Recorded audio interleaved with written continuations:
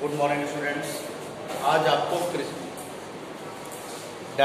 DC current के यानी कि किरचॉफ लॉ के न्यूमेरिकल्स कराएंगे बेस्ड ऑन बेस्ड यानी कि बेस्ड ऑन बेस पर बेस्ड आपको न्यूमेरिकल्स कराएंगे। देखिए ये क्वेश्चन जैसे आपको दिया हुआ है बेटा, इसमें आपको इस तरह दिया हुआ है। इसमें पहला काम क्या करना है, एक्स की वैल्यू फाइंड करनी है। तो फर्स्ट ऑफ ऑल आप इस सर्किट को इस तरह खोलेंगे, ध्यान दीजिएगा। ये ओपन इस तरीके से इस तरह है, इसको इस तरह ओपन कर लीजिएगा तो सर्किट इस तरह आ जाएगा आपका।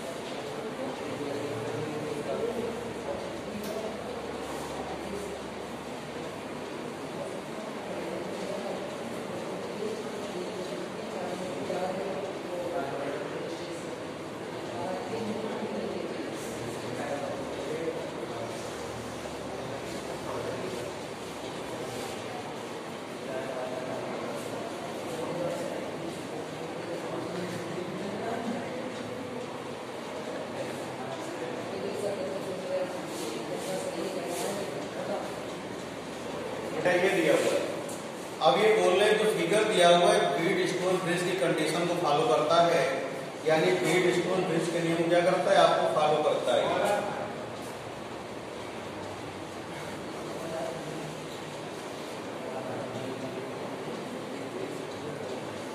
ये ब्रीड स्टोन ब्रिज की कंडीशन को फॉलो करता है।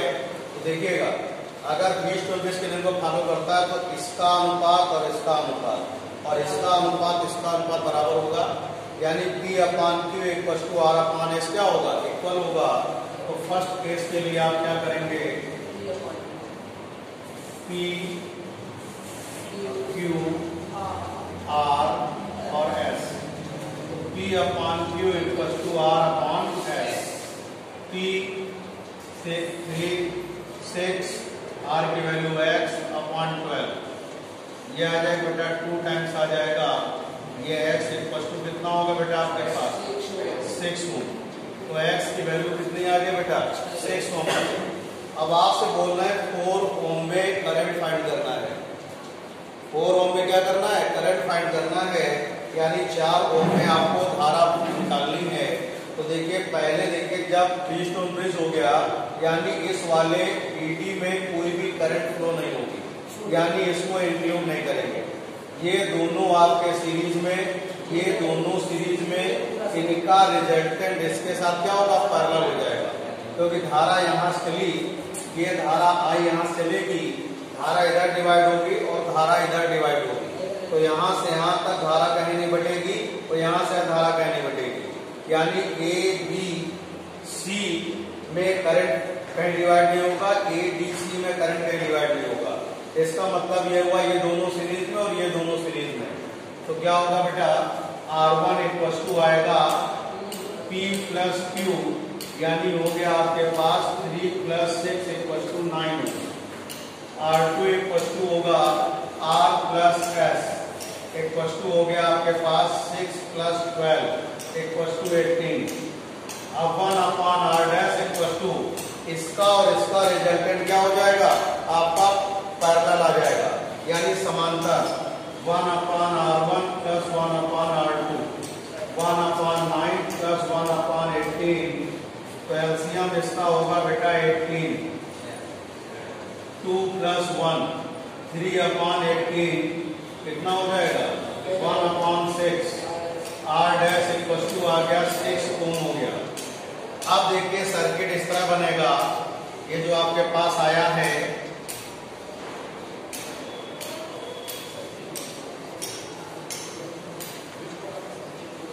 ये आपका 6 ओम है, ये 4 ओम है। बेटा करंट यहाँ से यहाँ तक कहीं नहीं बटेगी, यानी दोनों क्या हो गए, सीरीज में हो गए। तो R double dash equal to कितना होगा, 4 प्लस 6 इक्वल टू 10 ओम हो जाएगा।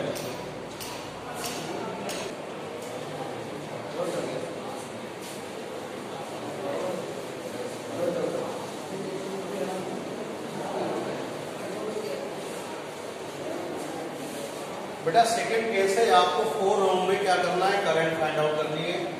तो देखिएगा R dash equal to total resistance कितना आया बेटा, 10 ओम आया। इसका वोल्टेज V इक्वल टू दिया है 5 वोल्ट।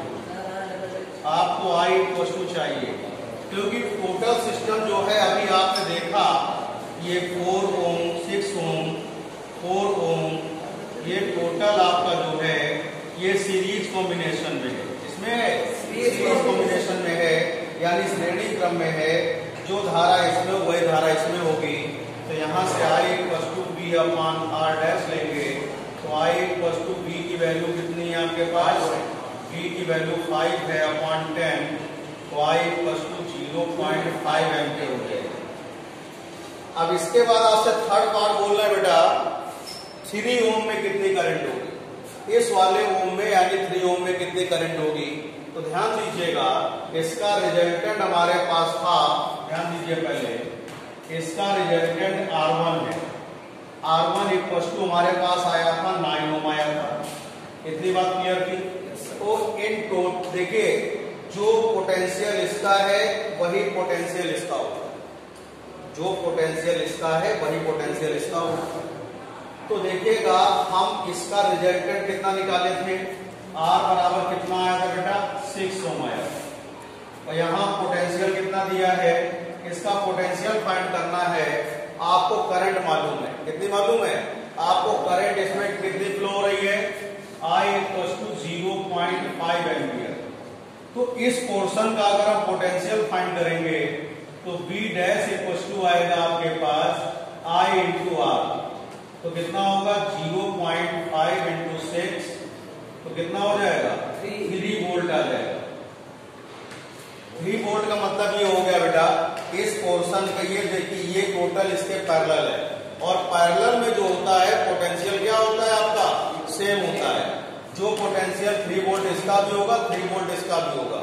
तो इसकी करंट जब निकालेंगे हम, 3 ओम वाले करंट निकालेंगे, तो I1 इक्वल टू आएगा आपके पास B डैश इंटू R1। एक minute, B dash equal to I1 into R1।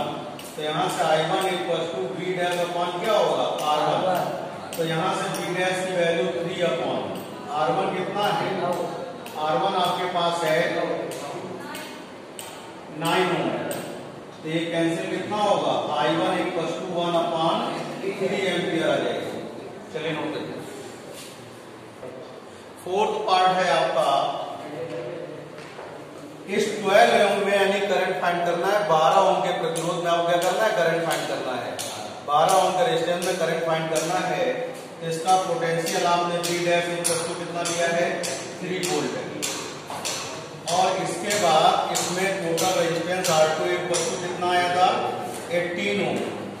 तो यहाँ से I2 इक्वल टू आएगा B डैश अपॉन R2। तो I2 इक्वल टू कितना होगा बेटा, ये आएगा आपके पास 3 अपॉन 18। तो I2 बराबर आएगा 1/6 एम्पियर आ जाएगा। अब इसके बाद अगला पार्ट है, टोटल सर्किट में आपसे पावर फाइंड करनी है, यानी सर्किट की पावर यानी सामर्थ्य कितनी होगी। तो यहाँ से P इक्वल टू क्या होगा, VI। V की वैल्यू आपको दी हुई है 5, I की वैल्यू 0.5, P इक्वल टू 2.5 वाट। देखिए बेटा, आपको ये क्वेश्चन दिया हुआ है, इसमें आपको I1 I2 करंट की वैल्यू फाइंड करनी है किरचॉफ के दूसरे नियम के अनुसार, यानी according to Kirchhoff second law. आपको ये सर्किट दिया हुआ है, इसमें I1 की वैल्यू आपको फाइंड करनी है और I2 की वैल्यू फाइंड करनी है। ये दो वैल्यू फाइंड करनी है। अब एक चीज ध्यान दीजिएगा, अगर आपके पास 2 सेल लगे हैं किसी सर्किट में, तो जिसका पोटेंशियल, जिसका EMF यानी इलेक्ट्रोमोटिव फोर्स यानी विद्युत वाहक बल ज्यादा होगा, करंट उससे फ्लो होगा। बात समझ आ गई कि नहीं आ, करंट क्या होगा, उससे फ्लो होगा। बात समझ आ गई कि नहीं आ गई। तो करंट आपकी क्या होगी, यहाँ पर 3 वोल्ट है, यहाँ 2 वोल्ट है, तो करंट इससे फ्लो होगा। यहाँ 4 वोल्ट है, यहाँ 2 वोल्ट है, तो करंट इससे फ्लो होगा। तो इससे करंट आपकी I1 ये आई और I2 इससे ये आई, दोनों कंबाइंड होकर I1 I2 इसमें चली।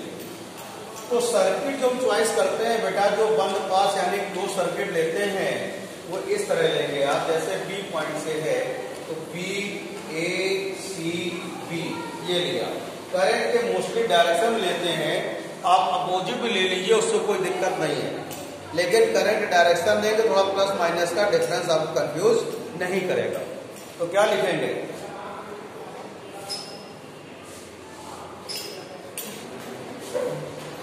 देखिए बेटा, तो यहाँ क्लोज सर्किट लेंगे यानी कि बंद पास। क्लोज सर्किट यानी कि बंद पास।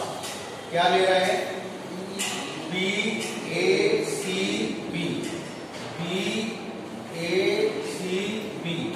देखिए बेटा, यहाँ पर करंट के डायरेक्शन में चल रहे हैं तो क्या होगा, I1 इंटू आर यानी 1। यहाँ भी करंट के डायरेक्शन में है I1 प्लस I2 इंटू कितना हो जाएगा 2। अब देखिए, और प्लस क्या आएगा, I1 into 1, I1 into 1 equal to. अब देखिए, ये जो है धारा के विपरीत जा रहे हैं, करंट के अपोजिट डायरेक्शन में जा रहे हैं। 2 माइनस होगा, यहाँ धारा दिशा में जा रहा है, 3 क्या होगा, प्लस में होगा। एक बार फिर बता दें, जब किसी सर्किट में हम करंट के डायरेक्शन में फ्लो करते हैं तो आर इज पॉजिटिव, और अगर अपोजिट डायरेक्शन में चलते हैं तो आर इज क्या होता है, निगेटिव। आर क्या होता है, निगेटिव होता है। यानी कि अगर धारा की दिशा में जा रहे हैं तो आई और आर का जो प्रोडक्ट यानी गुणनफल वो होगा, वो क्या होगा, पॉजिटिव होगा, और ईएमएफ भी पॉजिटिव होगा। अगर करंट के अपोजिट डायरेक्शन में जा रहे हैं तो प्रोडक्ट भी क्या होगा, निगेटिव होगा, और ईएमएफ यानी कि विद्युत वाहक बल भी क्या होगा, निगेटिव होगा। तो यहाँ पे डायरेक्शन में है तो 3 प्लस का हो गया, यहाँ अपोजिट डायरेक्शन में है तो माइनस का 2 हो गया। ये हल करेंगे, I1 plus 2I1 plus 2I2 plus I1 equal to 1। ये हो गया, देखिए I1 प्लस I1 और प्लस 2I1 कितना हो गया, 4I1 plus 2I2 equal to 1। Equation number 1 हो गई। अब इसी तरह से क्लोज सर्किट यानी कि बंद पास आप लीजिएगा, C D A C, C D A C, C D A C. देखिए करंट के डायरेक्शन में है तो क्या होगा, I2 इंटू 1, ठीक है, और प्लस I2 इंटू क्या होगा 1, और यहाँ पे डायरेक्शन में है I1 प्लस I2 इंटू कितना हो जाएगा 2 इक्वल टू। ध्यान दीजिएगा क्या आएगा, यहाँ से देखिएगा ये डायरेक्शन में है तो 4 पॉजिटिव, ए भी डायरेक्शन में है तो भी पॉजिटिव। तो देखिए I2 plus I2 2I1 plus क्या होगा 2I2 equal to 6। I2 2I2 कितना हो गया, ये 2I1 plus 4I2 equal to 6। 2 से डिवाइड कर दीजिए तो कितना होगा, I1 plus 2I2 equal to 3। Equation number 2। अब इक्वेशन फर्स्ट और सेकंड को सॉल्व करके I1 I2 की वैल्यू क्या कर सकते हैं, आप निकाल सकते हैं। देखिए बेटा, जब इक्वेशन फर्स्ट सेकंड को सॉल्व करेंगे तो I1 equal to minus 2/3 and I2 equal to 11/6। बेटा माइनस साइन का मतलब यह है कि करंट का डायरेक्शन जो होगा ए बी सी होगा। माइनस चिन्ह के कहने का मतलब यह है कि करंट का डायरेक्शन क्या होगा, I1 direction A B C होगा। इसका मतलब के लिए यही है, अगर टोटल करंट इसमें फाइंड करनी है I1 प्लस I2 कितना होगा, माइनस 2/3 प्लस 11/6।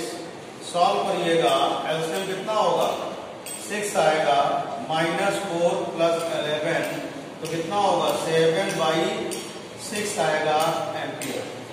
तो इसमें करंट आपकी 7/6 होगी और इसमें करंट I1 I2 वैल्यू आपने निकाल ली। इस तरह से किरचॉफ लॉ के अकॉर्डिंग आप क्या करते हैं, न्यूमेरिकल सॉल्व करेंगे।